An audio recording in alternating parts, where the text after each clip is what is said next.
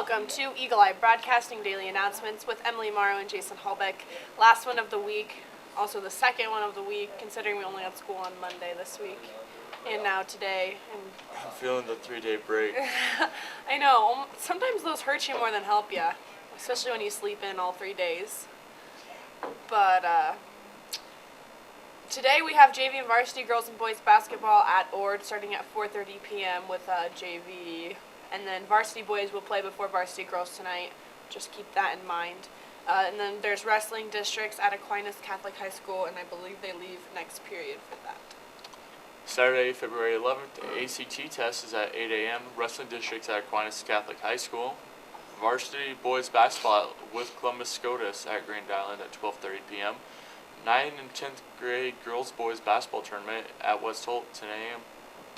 And then Monday we have 2:30 dismissal, junior high boys basketball at Boone Central starting at 4:30, a music booster meeting at 7 p.m. and then a school board meeting that night at 7:30 p.m. Tuesday, February 14th, Valentine's Day, girls sub-districts basketball at West Holt, O'Neill vs. Broken Bow at 7 p.m.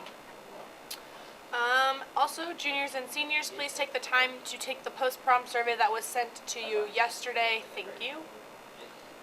State wrestling t-shirt order forms are available in Miss Ludwig's office. Please note that if you want a shirt, you have to have them and your money turned back into Miss Ludwig by Monday, February 13th at noon. And on Saturday, KBRX will be broadcasting the O'Neill versus Columbus SCOTUS boys basketball game at 12:30 p.m.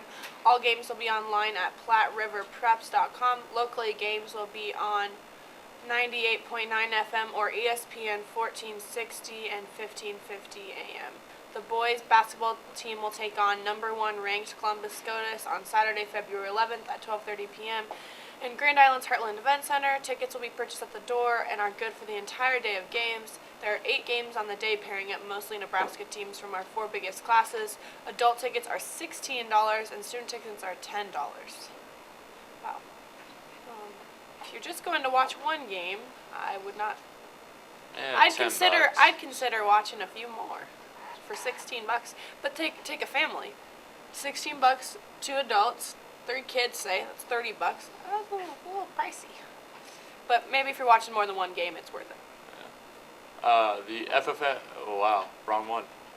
The next FFA meeting will be held Monday night. J High will meet at 6:30.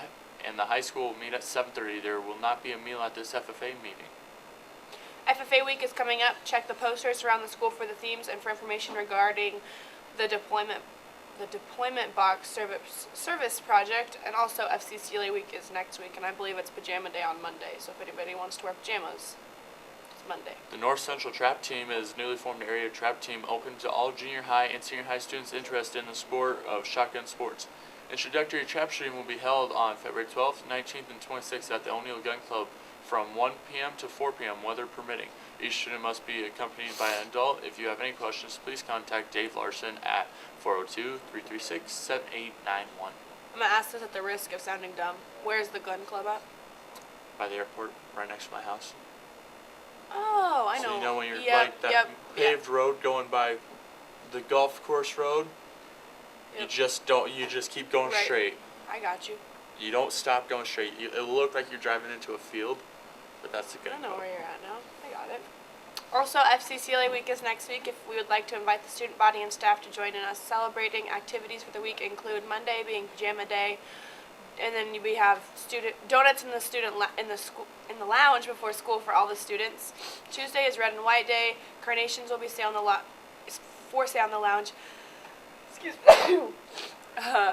In the lounge before school, $1 each, and then Wednesday is tie-dye day, and then Thursday is around the world day, so wear a shirt from your favorite place. When's this? Next week. And then FFA is the week after? The week after, yeah.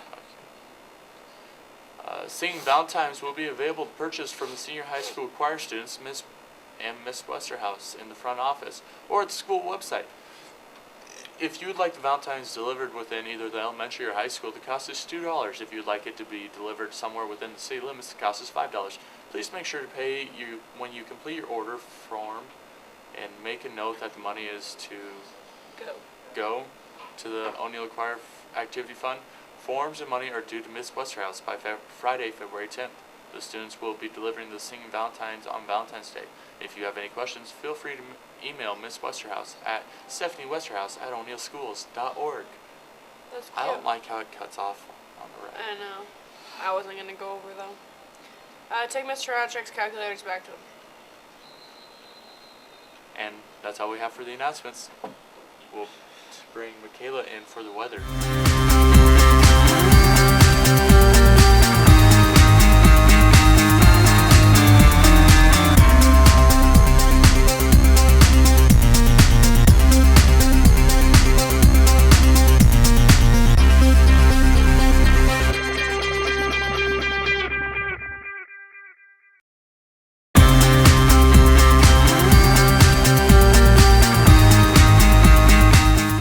Welcome back with your statewide weather.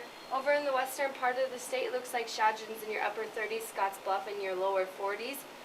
Moving eastward, Ainsworth in your mid 40s, Thetford in your lower 50s. Going down south, it looks like Kearney, Phillipsburg are in your mid 30s right now, along with Grand Island and Hastings also in your mid 30s. In the Lincoln and Omaha area, it looks like Lincoln's in your upper 30s right now. Omaha is sitting at right around 30, and O'Neill's at 47. So, looks like Thetford's the warmest part of the state today, but a pretty warm day across the whole state.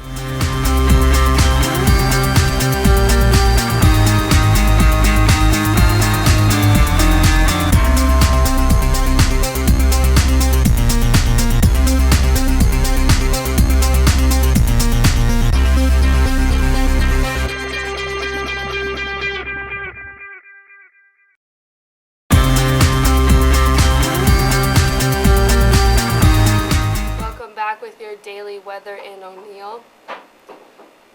Sorry, we're gonna wait for this to load, but yeah, it's really nice outside this morning. When came out to go to school and it felt very warm. So in O'Neill right now, it's currently clear and sunny. The high is around, your current temperature is 46, feels like 41. Winds out of the west at around 12 miles an hour, wind gusts at 18, and humidity sitting at about 61%. Through the evening, it'll get down to about 39, feels like 34. Your chances of precipitation will be at around 30%, with winds out of the northwest around 6 miles per hour.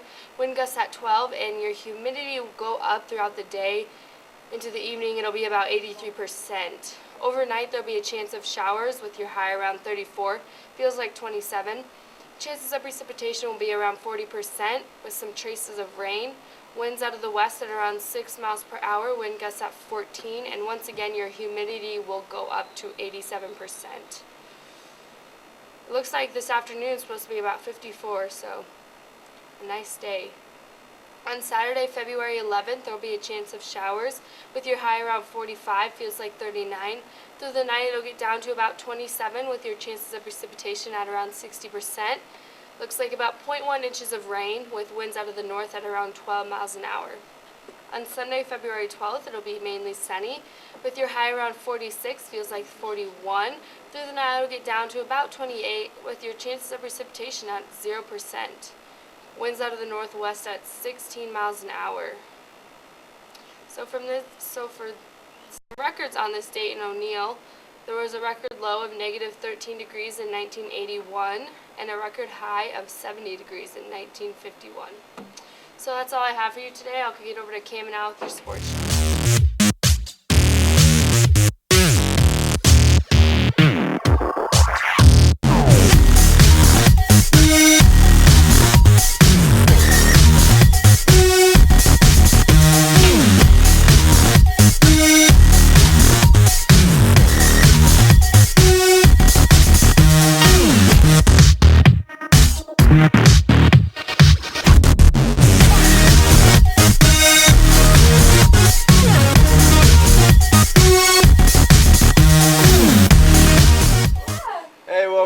Cam and Al in the morning here. That's Al. That's Cam. Friday edition.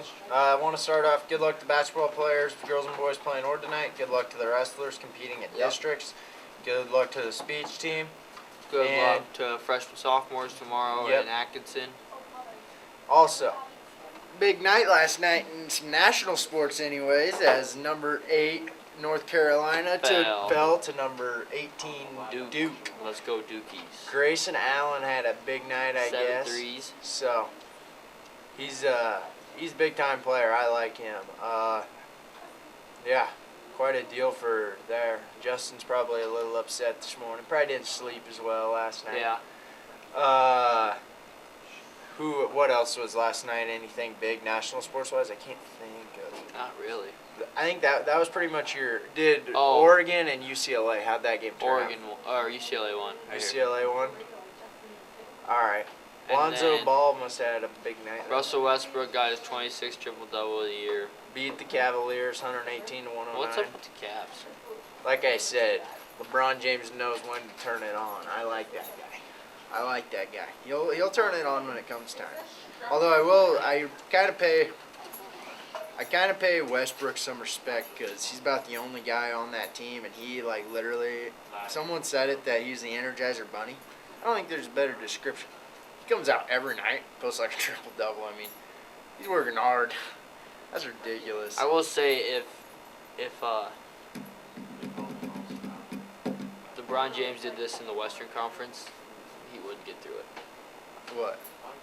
Like you said, he knows when to turn it on. Oh. Western Conference, he wouldn't be able to do But that. he'd know when to turn it on early. He'd have to turn it on earlier in the West Conference. When it comes championship time, LeBron James is your guy. There's no other guy I'd want on my team besides LeBron James in the whole entire league. I don't care who it is. I'd take Russell Westbrook right now. I wouldn't. He's not. LeBron James is just a flat-out leader. He just knows how to do it, and he knows how to get people to believe. Think about that one finals team he had with Matthew Dellavedova running the point guard. Do you even know who Matthew Dellavedova is anymore? Well, yeah. He barely even plays, I'm pretty sure. So, I mean, LeBron James is just... And, I mean, he'd be sitting in fourth. Yeah. That gets in the playoffs, right? Yeah, 8 gets you. in the playoffs. Top 8 in each conference? Yeah. So, I mean... Jeez, they're going to be a losing record team getting in the playoffs, huh? There always is. Really? In the Eastern Conference. There's Yeah. 2 of them. There's always one in the Eastern. At least one in the Eastern Conference. What about the Western Conference? Not that many. Well, maybe this year. Then there's going to be one, probably, for sure. Yeah. But then you look at your 7th place team, you always OKC. Yeah. That's not an easy draw. No, Your but... 7th place team here is the Chicago Bulls. That's not an easy draw either. Yeah, it is. No, it's not. Easier than Oklahoma City. Probably around like the 20. Well, who's the Chicago Bulls have? Think of players. You tell me. Click on it. Go to their roster. They got McDermott, don't they? Or did he get traded? McDermott's going to do a whole lot. Jimmy Butler? Dude, ask Jake about Jimmy Butler. Okay? He's good. Nah, I mean, I don't know. I mean, OKC. I mean, you just got to shut down Russell Westbrook from getting a triple-double, and you should win. That's pretty hard. Well, I mean, Because he's going to get his. all right, I think that's all we got. Is training going on today? All No, right, we'll take stand it over to training.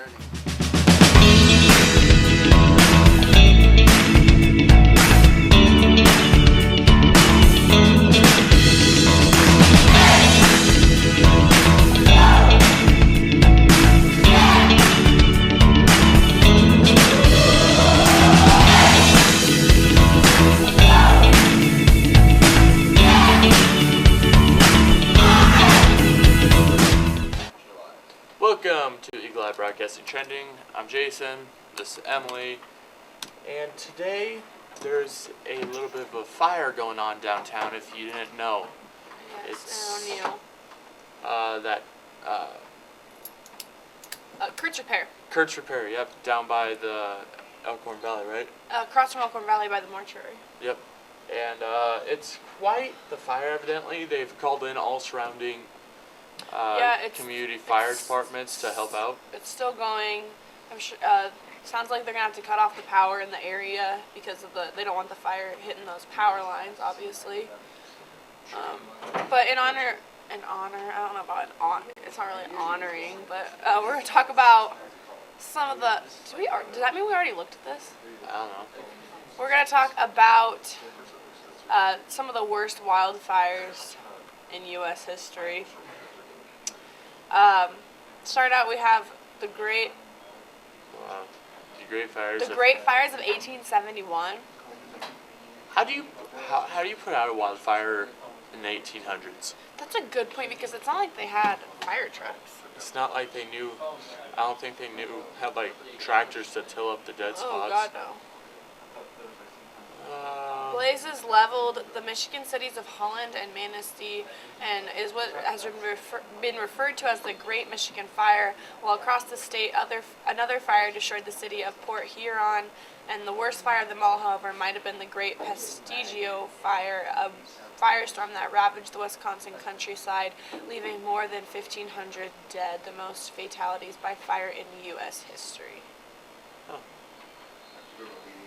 No, I guess I never really think of fatalities when I think fire. I just think of a lot of destruction. Yeah, you just think of destruction and people losing like stuff, not necessarily people, which could be Let's sad. see if there's anything more recent. 1991, Oakland firestorm. Oh Oh yeah, Yellowstone. I forgot about the Yellowstone one. They had their summer of fire and it basically burned everything.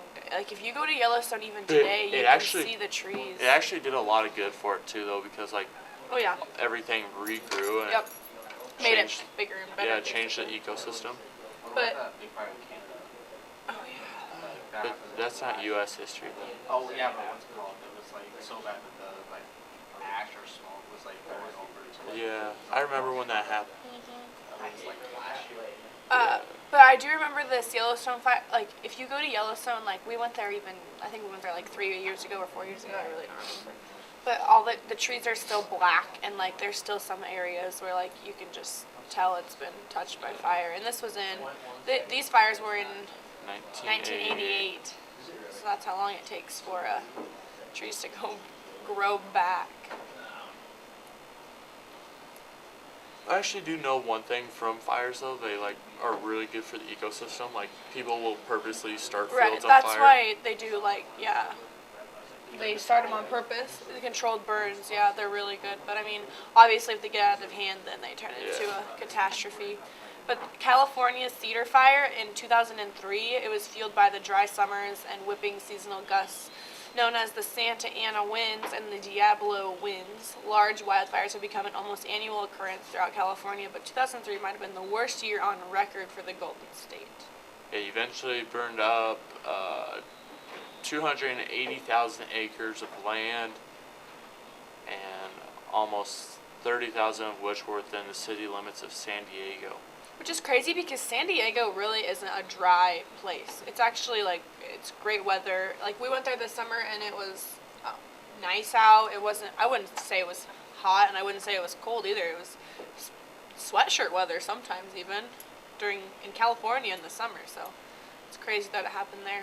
In 2004, there was the Taylor Complex fire, which was the largest wildfire in record U.S. history since 1997.